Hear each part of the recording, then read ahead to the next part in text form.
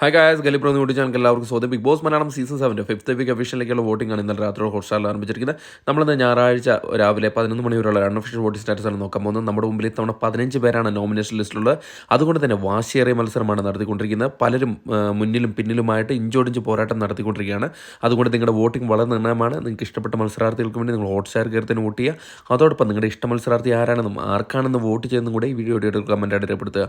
ഒരു മണിക്കൂറിൽ കൃത്യമായ വോട്ടിംഗ് വിവരങ്ങൾ ബിഗ് ബോസ് സംബന്ധമായിട്ടുള്ള എല്ലാ ന്യൂസും അറിയാൻ നമ്മുടെ ചാനൽ സന്ദർശിക്കുക. ചാനൽ സബ്സ്ക്രൈബ് ചെയ്തില്ലെങ്കിൽ ദയവിത് ചാനൽ സബ്സ്ക്രൈബ് ചെയ്ത് കാണുക. ഏതായാലും ഇന്ന് രാവിലെ 11 മണി വരെയുള്ള വോട്ടിംഗ് റിസൾട്ടിൽ ഒന്നാം പൊസിഷനിൽ തന്നെ അനുമോൾ തുടരുകയാണ്. വോട്ടിങ്ങിൻ്റെ തുടക്കത്തിൽ തന്നെ ഒന്നാം പൊസിഷൻ പിടിച്ചെടുത്തിരിക്കുകയാണ് അനുമോൾ. ഇപ്പോൾ 7050 വോട്ട് നേടി നല്ലൊരു വോട്ടിംഗ് മുന്നേറ്റം നടത്തി ഒന്നാം പൊസിഷനിൽ തന്നെ നിലനിർത്തിയിരിക്കുന്ന സാധിച്ചിട്ടുണ്ട് അനുമോൾക്ക്.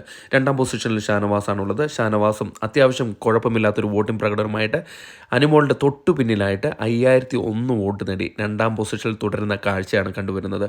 മൂന്നാം പൊസിഷനിൽ നൂറ തന്നെ തുടരുകയാണ്. നൂറയുടെ വമ്പിച്ച അട്ടിമറി മുന്നേറ്റമാണ്. കാരണം 15 പേര് നോമിനേഷനിൽ വന്നിട്ട് കൂടെ മൂന്നാം പൊസിഷനിലേക്ക് കയറി വന്നിരിക്കുകയാണ് നൂറ.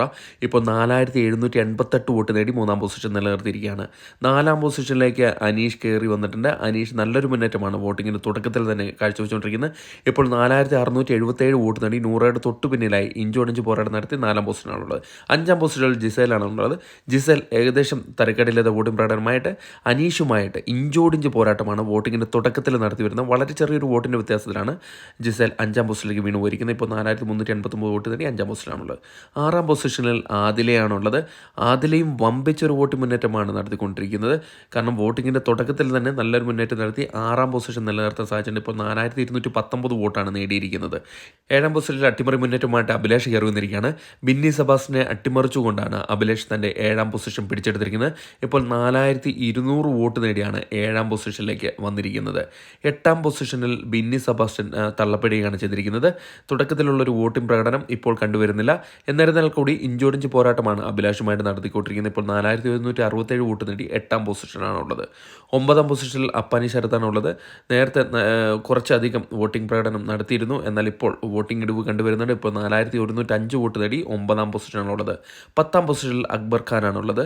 അക്ബർ അത്യാവശ്യം തരക്കേടില്ലാത്ത വോട്ട് പ്രകടനം കാഴ്ചവെച്ചിരുന്നു. എന്നാൽ ഇപ്പോൾ ഇഞ്ചോടിഞ്ച് പോരാട്ടമാണ് അപ്പാനി ശരത്തുമായിട്ട് നടത്തിക്കൊണ്ടിരിക്കുന്നത്. അതുകൊണ്ട് തന്നെ ഒരു മണിക്കൂറിൽ വോട്ടിംഗ് വളരെ നിർണ്ണമാണ് അക്ബർ ഖാന്.